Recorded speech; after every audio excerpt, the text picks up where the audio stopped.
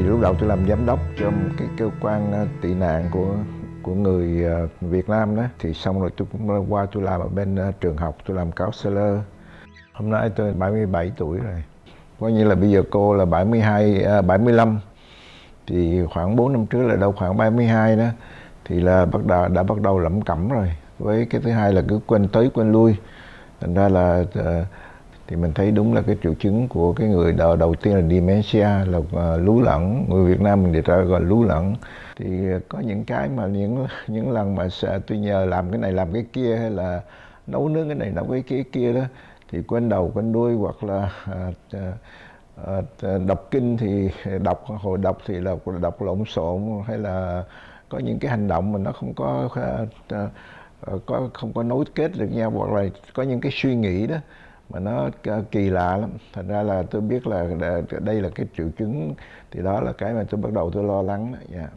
Tôi giảm bớt tất cả những cái sinh hoạt đó để dành thì giờ để mà chăm sóc, gần như là canh chừng bà xã thì đúng hơn. Ra bây giờ là muốn đi đâu đó thì cũng phải dẫn bà đi theo hết trơn đó, chứ không dám để ở nhà nữa. Cẩn thận hay hơn. Quên nhiều lắm. Yeah. Thành ra là nhiều khi không biết là mình làm cái gì, hay là mình nào hành động cái gì, còn cái chuyện mà đi lạc là thường xuyên nữa nha. Nhà tôi bây giờ cũng không có làm được cái chuyện mà bấm cái cell phone để mà kêu 911 nữa. Dặn rồi nhưng mà rồi thì cũng quên.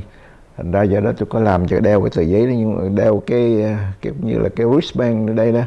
Thì có cái số điện thoại và trong đó của tôi, cái điện thoại của con. Nhưng mà rồi cũng vài bữa cũng quên, không biết là mình có đeo cái này nữa. Thành ra có nhiều đêm mà tôi ngồi tôi nằm như mình ngủ mà mình lo nó rủi, nhưng mà mình bị hấp tắc đó, thì là làm sao.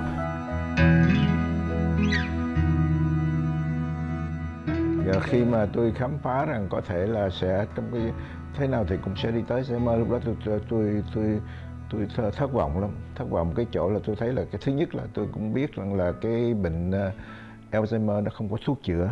Khi mà nó đi tới cái giai đoạn mà nặng đó, là khoảng cái giai đoạn 2 thì là mình cần phải có người để mà săn sóc 24 tiếng, nghĩa là coi như là phải có người ở bên cạnh là thường trực đó.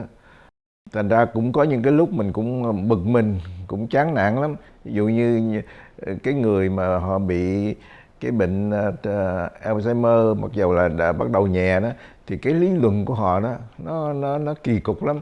Họ không bao giờ họ chấp nhận cái chuyện mà mình nói là đúng, mà họ cho họ là đúng từ những cái chuyện đó đó.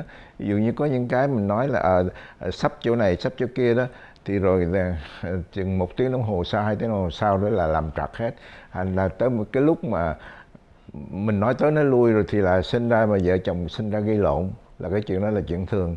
Tại vì cái mà mình nghĩ đúng đó, thì bà không có nghĩ đúng, nhưng mà rồi mình có dặn tới dặn lui thì rồi cũng làm y như vậy. Thì những cái chuyện đó nó nhỏ nhưng mà nó cứ dồn dập.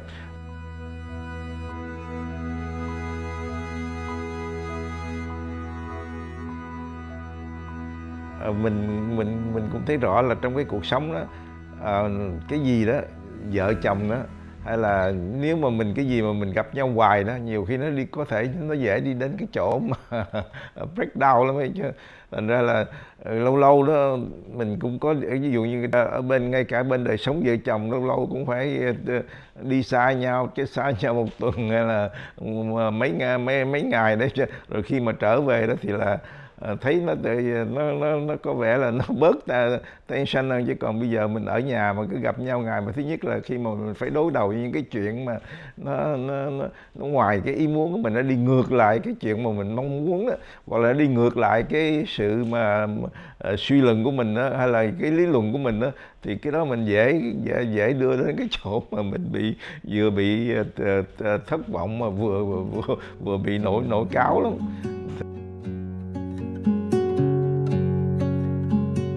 Và mỗi ngày có một vài cái công việc mà tôi cũng muốn để cho bà xã bà làm, để cho, chứ còn nếu không có để bà làm cái gì hết trơn á, thì là cái đầu óc nó sẽ càng ngày nó càng mù mẫn. Thì mỗi ngày là cái công việc của bà xã bà thức dậy đó, thì ngoài cái chuyện vệ sinh rồi này kia đó, thì xong rồi thì là cái chuyện tiếp theo đó là bà đọc kinh, rồi bà làm thuốc, bà uống, bà thuốc của bà để sẵn bà làm thuốc nào để buổi sáng thì, nhưng mà rồi lúc sau này đó thì trong mấy tháng trở lại đây đó thì tôi phải canh, tại vì nhiều khi thuốc bà uống trật lất hết trơn rồi nó đưa ra những cái chuyện mà nó sinh ra những cái side effect đó. Thành ra khi mà mỗi sáng mỗi lần mà thức dậy đó thì cái công việc routine của bà xã đó là bà đọc kinh, xong rồi bà làm thuốc cho bà để bà uống, xong rồi bà đi pha cà phê, rồi bà pha cà phê một ly cho tôi, một ly cho bà.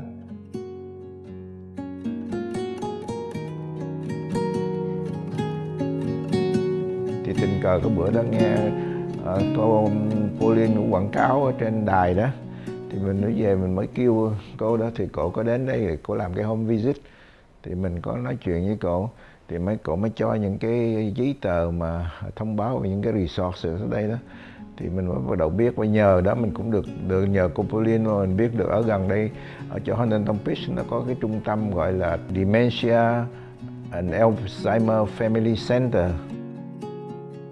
thì mình mới apply xin vô trong đó. Thì bây giờ một tuần đi được 3 ngày vô trong cái trung tâm đó, thì thật sự cái trung tâm đó là toàn dành cho mấy cái người bị Alzheimer với dementia không à. Cũng mấy ông già bà già Việt Nam cũng có, mà Mỹ cũng nhiều lắm.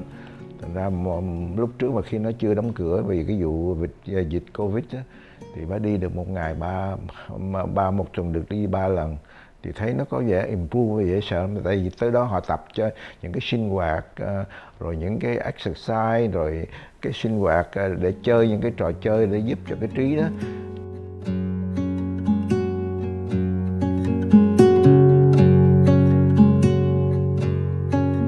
Thật sự ở trong cái cộng đồng của mình đó, cái số người mà bị Alzheimer là cái số người bị những cái bệnh mà phải nằm liệt đó nhiều lắm, mà những cái người hoặc là những cái người take care cho những cái người đó họ không có quan tâm tới cái chuyện mà supporting group.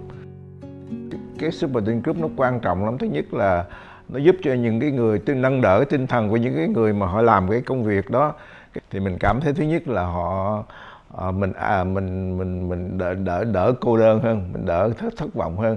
Và cái thứ hai, khi mà những cái supporting group đó họ gặp gỡ với nhau đó, thì họ chia sẻ cái quan trọng nhất là chia sẻ cái kinh nghiệm và học hỏi những cái kỹ thuật của nhau, hoặc là an ủi nhau, mà cái đó nó rất quan trọng cho những cái người mà caregiver đó.